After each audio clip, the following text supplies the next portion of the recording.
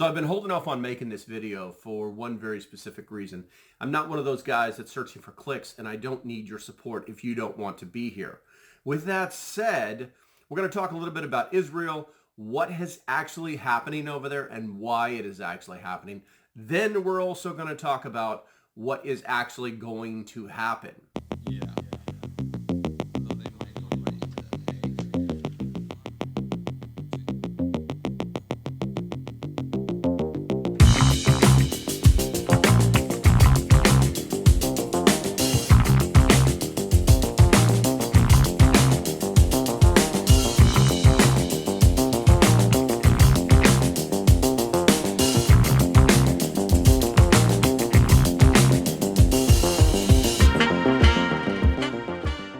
If you guys like what I'm doing, do me a favor, hit that like, subscribe button. I appreciate you. Thanks to my Patreons for making these videos possible. So let's go ahead and get into it. If you've been living under a rock for the past 4 or 5 days, you probably don't know that Israel is now in a full state of war. And most people are like, yeah, whatever, that's Israel. They're always like that. And there is a lot of truth in that. There are people that are going to over-dramatize what this is and what it is not. So let's talk about some of the simple facts. To not bore you, I've cut it all down. In 1947, Palestine was split in half by the UN. Half went to the Jewish state, the other half went to the Palestinians. In 1948, Israel became an official state, which pissed off everybody who was a Muslim in that region.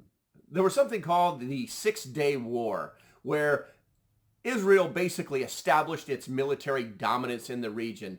Jordan, Syria, Egypt, they all attacked. They all attacked Israel and got their asses handed to them in 6 days.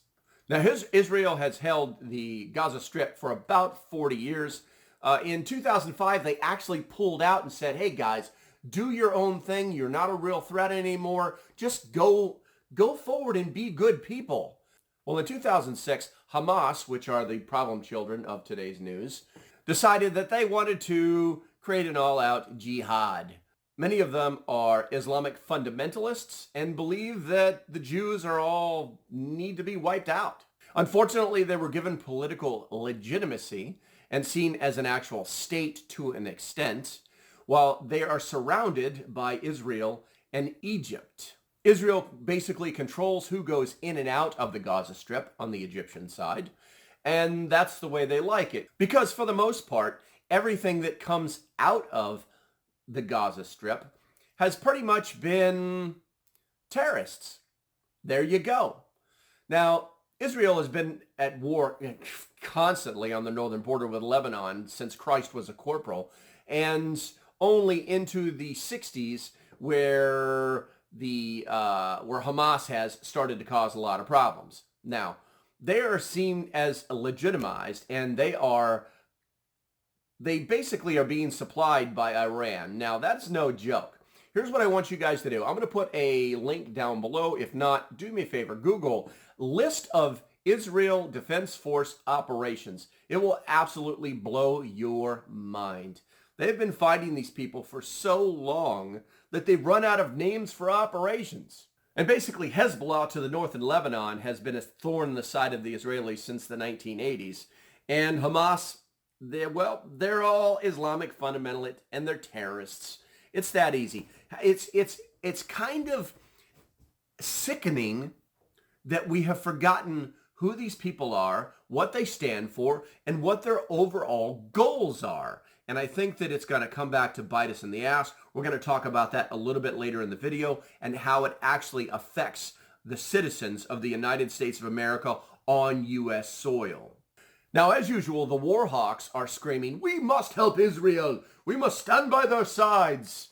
And we are their allies, so we will do that. But let me tell you about a few little things here where it's like, oh, we got to start sending them money and appropriations bills, and we're going to mix it with that place that I can't even say that has all the cranes. It's a little ridiculous at this point to think that this nation who has been fighting off all of these terrorists for so many years actually needs the United States of America to do its dirty work, to help it, because we can't do it without you. The hell they can't. They are a prominent military organization They have an infrastructure that is so strong. They have their own defense military industrial complex. They don't need us, but we do support a lot of the things that they do. They currently have, let me break it down for you so that you understand how ridiculous it is to think that we need to do anything for these people. Since 1946 to 2003, Israel has spent $263 billion to the U.S. for bullets, bandages, F-35s, ships, submarines. Yeah, they've spent that much money. But if you break it down, that's over a 77-year period, and it's only $3 billion a year. They just made their biggest amount of money at $3.2 billion last year. Now, in 2016, they spent $38 billion under the Obama administration for a 10-year contract to support them. Well, if you do the math, they're still under contract. They got plenty of bullets on the way. They got plenty of bullets stockpiled. They got all the stuff that they need. They're just asking for a little bit more so that they can show solidarity, that national solidarity, that partnership, the allies, against good and evil. Because you know what? These terrorists, they are evil. And I'm going to tell it to you down and dirty very shortly. Now, they're talking about thousands of people dying. Well, I don't think we've got that far yet. Last report was about 1,500 of these terrorists. Their bodies were found, and we're in the hundreds on the Israeli side. And unfortunately, they're civilians. And we're going to talk about that here in a little bit, because I don't want to blow this out of proportion, but it is definitely evil. It's important to keep in context the size of military force that these terrorists decided to mess with. I've got some facts written down here. I'm going to read them to you. The Israeli Defense Force current active duty strength is 169,000 plus. Their reserves are 465,000. They have a paramilitary group that operates throughout the country that is at about 8,000. Now, military service is mandatory in Israel as long as you're a male or a female. That's right. They don't discriminate. Males are required to serve 32 months and females are required to serve 24 months. So they all know how to go click, click, boom, boom quite well. Israel has over 2,000 tanks. They have over 430 artillery pieces.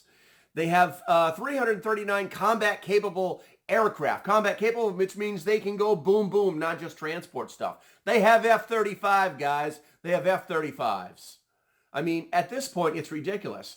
I can't wait to see the video of the 43 Apache attack helicopters laying waste to these people. Let's not forget about their combat ships so they can patrol their territorial waters. They've got 49 combat ships, 5 submarines that can go boom, boom, and just make things disappear. And let's not forget about the Iron Dome. Israel spends 4.5% of its GDP on defense.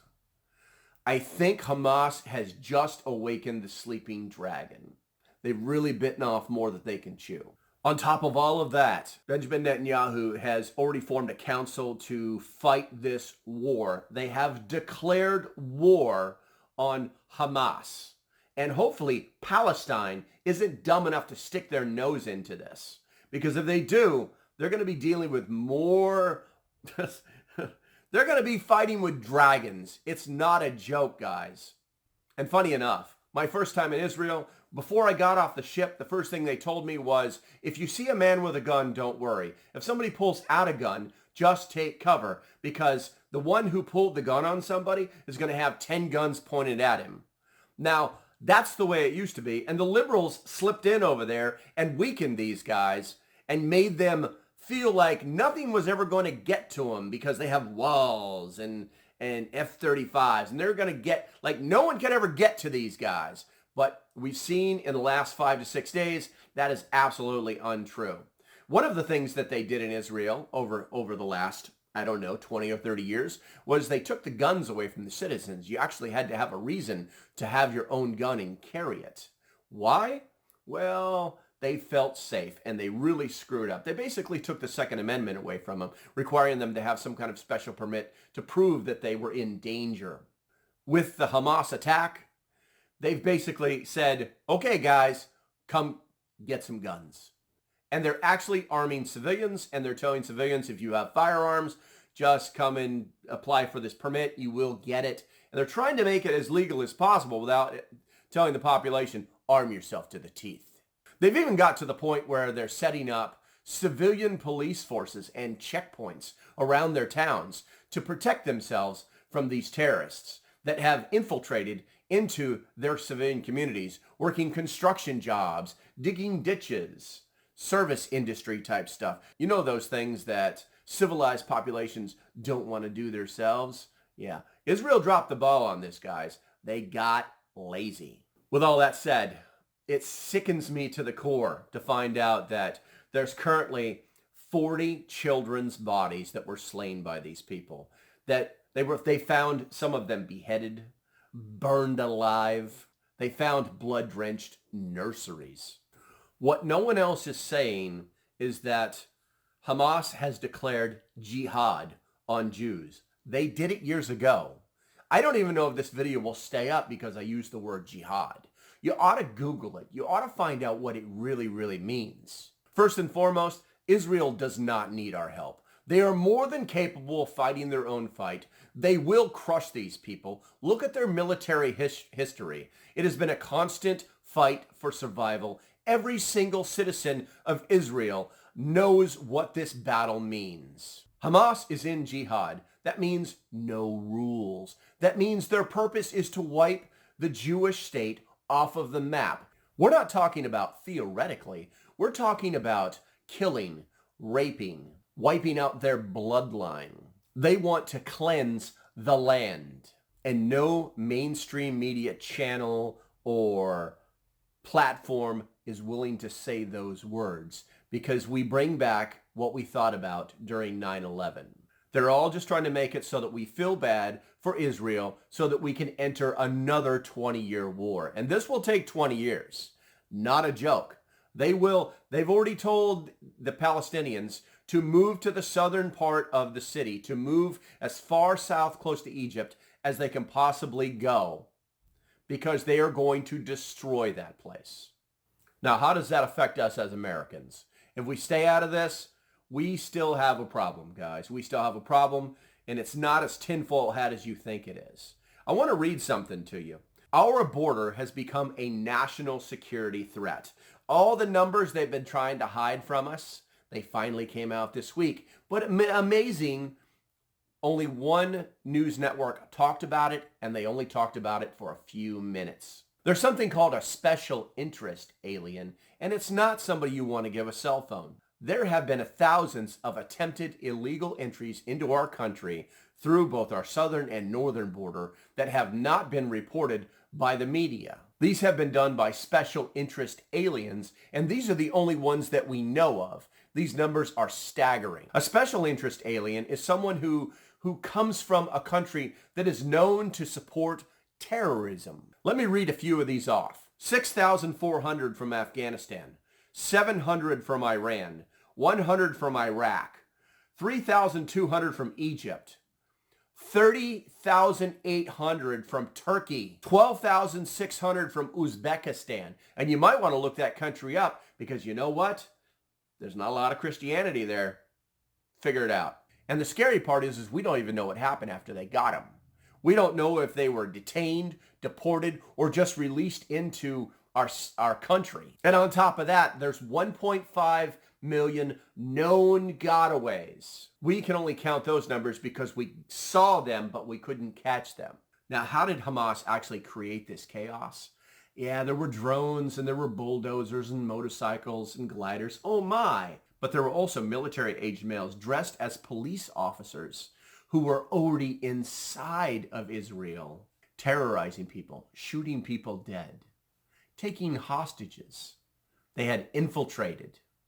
And how did they get in there? They did all the jobs that no one else wanted to do. Sound familiar? Okay, hopefully that caught your attention. And if you like what I'm doing, do me a favor, hit that like and subscribe button. It does help the channel so I can make more of these videos. If you were interested in supporting the channel, there are links below. Go ahead and take a look at that. And I must also remind you, today is the last day of Amazon Prime Day, the 11th of October. Take advantage of that. There is an Amazon store. Link below. There's some pretty good prepper stuff in there. We should be preparing for this stuff to happen. We should be preparing so that we don't get caught off guard the way the Israelis did, because they dropped the ball. Until the next time, stay safe, have a great day, and I'll see you when I see you. Bye-bye.